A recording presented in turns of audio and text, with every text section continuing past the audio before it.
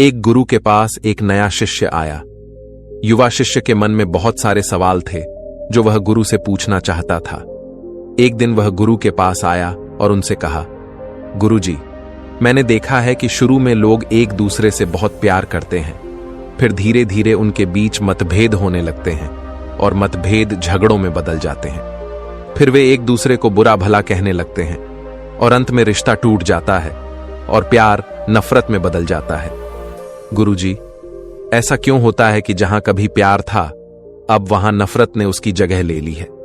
गुरु ने कहा, आज मैं एक किसान से मिलने उसके घर जा रहा हूं, तुम भी मेरे साथ चलो, तुम्हें इस सवाल का जवाब वहीं मिलेगा। कुछ समय बाद गुरु अपने शिष्य के साथ पास के एक गांव पहुंचे। गांव के बीच पहुंचकर उन्होंने वहां बने एक घर के दरवाजे पर दस्तक दी। अंदर से एक व्यक्ति बाहर आया। उसने गुरु को प्रणाम किया और कहा, बताइए गुरुजी, मैं आपकी क्या सेवा कर सकता हूं? गुरु ने उस व्यक्ति से पूछा, क्या तुम्हारा अपनी पत्नी के साथ जो विवाद चल रहा था वह समाप्त हो गया? क्या अब तुम खुश हो? व्यक्ति ने कहा, गुरुजी, उस महिला से शादी करना मेरे जीवन की सबसे बड़ी गलती थी। वह बिल्कुल अच्छी नहीं है। वह मेरी और मेरे परिवार की देखभाल नहीं करती। वह हमेशा अभिमान से बात करती है। वह हमेशा गुस्से में रहती है। उसने आज तक मुझे कभी नहीं समझा। वह मेरी कोई बात नहीं सुनती। वह बिल्कुल अच्छी नहीं है। मैं सोचता हूं कि मेरे भाग्य में कैसी पत्नी लिखी है। अब वह मुझे छोड़कर अपने मायके चली गई है और मैं भी यही चाहता हूं कि वह वहीं रहे और कभी मेरी जिंदगी में वापस ना आए।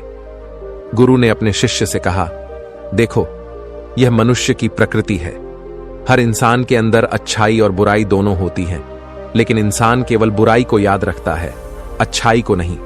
और जब वह किसी की बुराई करना शुरू कर देता है तो शुरुआत से अंत तक उसने केवल बुराई देखी है और केवल बुराई ही बोलता है। और जब वह सब बुरा अपने मन में बसा लेता है तो वह उम्मीद करता है कि उसके जीवन में सब अच्छा हो। बुराई से भला जीवन में अच्छाई कैसे आ सकती है? जीवन में अच्छाई लाने के लिए, सुख और शांति लाने के लिए हमें अच्छाई को देखना होगा, लेकिन कोई ऐसा नहीं करता, क्योंकि ऐसा करने से व्यक्ति के अहंकार को चोट पहुंचती है और वह अपने अहंकार के सिंहासन से नीचे नहीं गिरना चाहता। गुरु के मुख से यह सब सुनकर व्यक्ति ने कहा, गुरुजी, आप क्या कह रहे हैं? अगर कोई बुरा है तो वह मेरे अंदर भी बुराई देखेगा। अगर मेरी पत्नी बुरी है तो मैं उसमें केवल बुराई ही देखूंगा। आज तक उसने कोई ऐसा काम नहीं किया जो मुझे खुशी दे सके। गुरु ने पूछा, क्या तुमने आज तक कोई ऐसा काम किया है जो तुम्हारी पत्नी को खुशी दे सके? व्यक्ति ने कहा, उसने मुझे कभी ऐसा मौका ही नहीं दिया कि मैं उसके लिए कुछ कर सकूं। गुरु ने कहा, कुछ समय के लिए इन बुरी बातों को छोड़ दो और अपनी पत्नी की कमियों को भूल जाओ। उसकी कोई एक अच्छाई याद करो और मुझे बताओ। व्यक्ति ने कहा, एक बार मेरी मां बहुत बीमार पड़ गई थी और उसने उनकी बहुत सेवा की थी। उन दिनों उसे दिन और रात की भी परवाह नहीं थी। गुरु ने कहा, इसके अलावा क्या तुम्हें अपनी पत्नी की कोई और अच्छाई याद है? व्यक्ति ने कहा, वह हमेशा घर में सबसे पहले जागती थी और वह मेरे और माता पिता के भोजन का बहुत ध्यान रखती थी। एक बार जब मैं बहुत बीमार हो गया था, वह पूरी रात जागकर मुझे दवाइयां देती थी। वह बहुत मेहनती थी। अगर उसे कोई समस्या होती तो वह मुझे नहीं बताती थी। वह हमेशा मुझे खुश रखने की कोशिश करती थी। यह सब कहते हुए व्यक्ति की आंखों में आंसू आ गए और उसने कहा, गुरुजी, मुझे क्या हो गया था? मैं मानता हूं कि मेरी पत्नी में बहुत कमियां हैं, लेकिन वह बुरी नहीं है। मुझे समझ में नहीं आ रहा कि मैं ऐसा क्यों नहीं कर सका। गुरु मुस्कुराए और कहा, जब हम किसी में बुराई देखते हैं तो बुराई बुराई को आकर्षित करती है और फिर सब कुछ हमारे जीवन में भी बुरा होने लगता है। लेकिन जब हम किसी में अच्छाई देखते हैं तो अच्छाई अच्छाई को आकर्षित करती है और हमारे साथ भी सब कुछ अच्छा होने लगता है। व्यक्ति ने बात समझी और गुरु से विदा लेकर अपनी पत्नी को वापस लाने चल पड़ा। प्यार नफरत में क्यों बदल जाता है? यह हम पर निर्भर करता है कि हम अपने दिल में प्यार रखना चाहते हैं या नफरत। मैंने आपकी बात को अच्छी तरह से समझ लिया है। क्या आप इस सवाल का भी जवाब देंगे? शिष्य ने पूछा, सबसे कठिन कार्य क्या है? गुरु ने कहा, इस संसार में सबसे कठिन कार्य है एकांत में रहना। क्या तुम इस कार्य को इतना आसान समझते हो कि तुम 30 दिन तक एकांत में रह सकते हो। तुम्हें 30 दिन तक कहीं नहीं जाना है, एक गुफा में रहना है। तुम्हारा बाहर किसी से संपर्क नहीं होगा। तुम गुफा के अंदर किसी भी प्रकार के काम में व्यस्त नहीं रहोगे। तुम केवल शांत और मौन रहोगे। क्या तुम इसे कर पाओगे? लेकिन गुरुजी, एकांत में रहने से क्या होगा? इससे क्या प्राप्त होगा? गुरु ने कहा, तुम्हें यह जानने को मिलेगा कि तुम्हें क्या प्राप्त होगा, लेकिन सवाल यह है कि क्या तुम इस आसान कार्य को कर पाओगे? शिष्य ने सहमति जताई और गुरु उसे गुफा में ले गए और वहां 30 दिन के लिए उसके खाने पीने की व्यवस्था कर दी और कहा कि गुफा का दरवाजा खुला है। अगर तुम इसे नहीं कर पाते तो बाहर आ सकते हो। शिष्य गुफा में प्रवेश कर गया। पहले दिन उसने अपना समय बहुत आसानी से बिताया। दूसरे दिन उसे अजीब सा लगने लगा। उसका मन बार बार बाहर की ओर भाग रहा था। उसे घुटन महसूस हो रही थी। वह इधर उधर टहलने लगा और डरने लगा। लेकिन किसी तरह उसने दूसरा दिन भी काट लिया। लेकिन तीसरे दिन वह बहुत बेचैन हो गया। उसके मन में विचार आने लगे कि वह कितना बेकार का काम कर रहा है। कौन जानता है कि बाहर क्या क्या हो रहा होगा और मैं यहां गुफा में बैठा हूं। वह तीसरे दिन गुफा से बाहर आ गया और गुरु के पास पहुंचा। गुरु ने शिष्य को देखकर मुस्कुराते हुए कहा, मैं तो तुम्हारी ही प्रतीक्षा कर रहा था। तय हुआ था कि तुम 30 दिन तक एकांत में रहोगे, लेकिन तुम केवल 3 दिन में ही बाहर आ गए। शिष्य ने कहा, मुझे नहीं पता गुरुजी, लेकिन मुझे अंदर से बहुत बेचैनी महसूस हो रही थी। बार बार बाहर जाने का मन कर रहा था। इन 3 दिनों में मैं एकांत भी नहीं पा सका। कई विचार, भावनाएं, कल्पनाएं और कई अन्य चीजें मेरे मन में चल रही थीं। कोई मुझे जबरदस्ती बाहर खींच रहा था। गुरु ने कहा, वह कोई और नहीं बल्कि तुम्हारा मन था। मन को एकांत पसंद नहीं है। यह हमेशा किसी और की तलाश में रहता है, लेकिन जब इसे कोई और नहीं मिलता, कोई और दिखाई नहीं देता, तो यह बेचैन हो जाता है, क्योंकि इसका अस्तित्व दूसरों के कारण है। अगर और कोई नहीं है तो मन की शक्ति खत्म हो जाएगी और वह तुम्हारे ऊपर से अपना नियंत्रण खोने लगेगा। इसीलिए वह तुम्हें जितनी जल्दी हो सके बाहर ले जाना चाहता था और तुम बाहर आ गए। शिष्य ने कहा, गुरुजी, आप बिल्कुल सही थे कि एकांत में रहना दुनिया में एक बहुत कठिन कार्य है। गुरु ने कहा, तुमने नहीं पूछा कि इस संसार में सबसे आसान कार्य क्या है।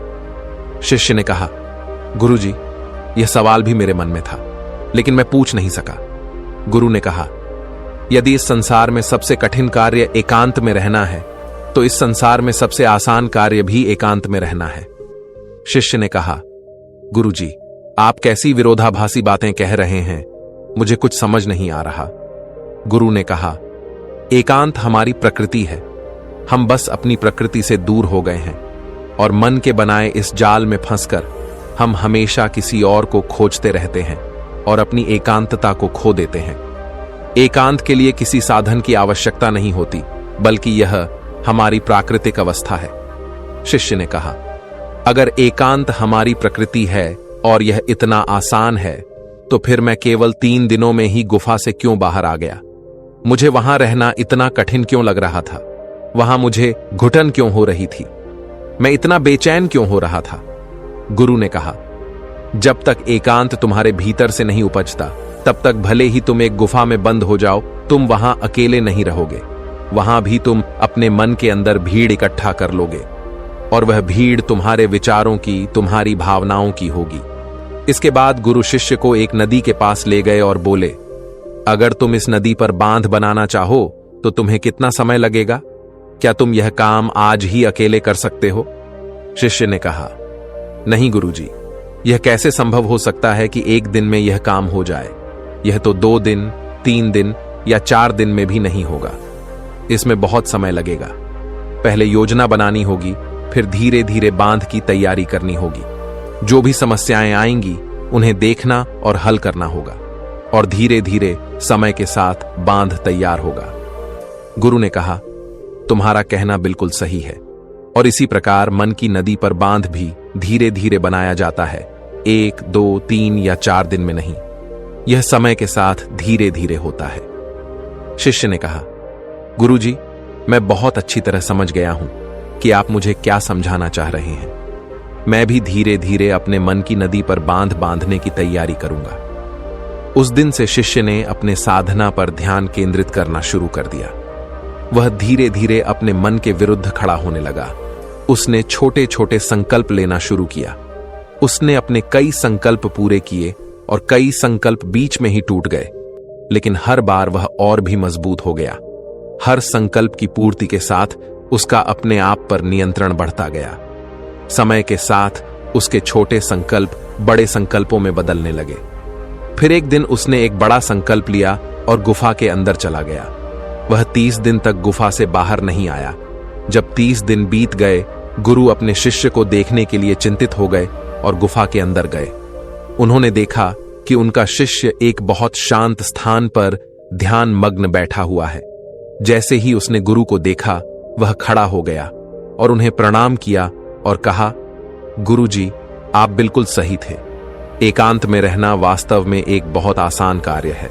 एकांत हमारी प्रकृति है और यही हमारा स्वभाव है।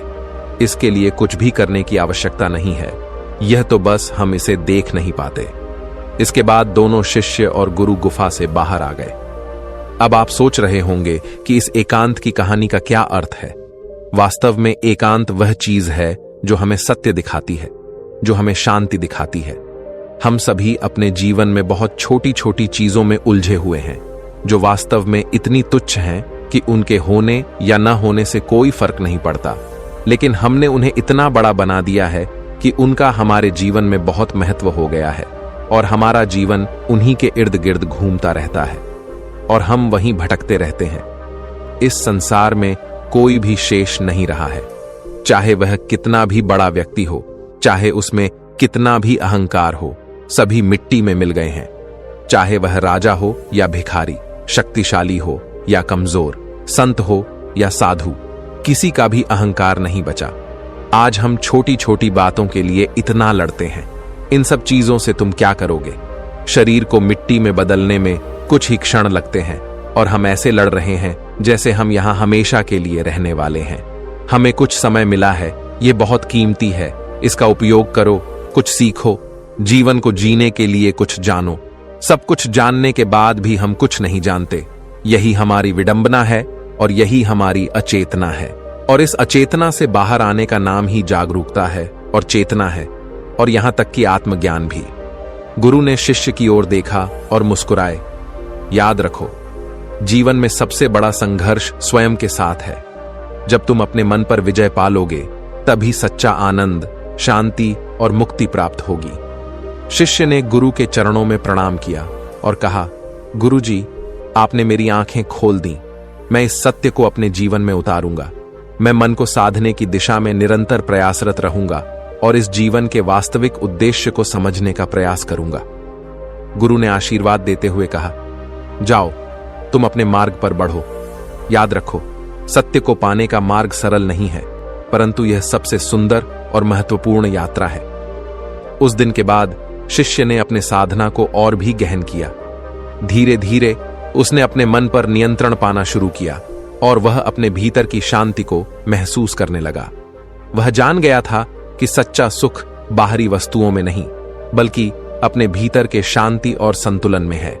समय के साथ वह शिष्य स्वयं एक महान गुरु बन गया, जो दूसरों को भी इसी मार्ग पर चलने के लिए प्रेरित करता। उसने सिखाया कि एकांत कोई बाहरी स्थिति नहीं है, बल्कि एक आंतरिक अवस्था है, और जब हम इस अवस्था को प्राप्त कर लेते हैं, तब हम सच्चे सुख और शांति को पा सकते हैं। और इस प्रकार गुरु और शिष्य की यह कथा समाप्त होती है, लेकिन यह एक नई यात्रा की शुरुआत है, आत्मज्ञान की, आत्म साक्षात्कार की और सच्चे अर्थों में जीवन जीने की। उम्मीद करता हूं कि आपको यह कहानी पसंद आई होगी, तो इस वीडियो को लाइक करके सब्सक्राइब बटन जरूर दबा दें। मिलते हैं किसी अन्य रोचक कहानी के साथ। धन्यवाद।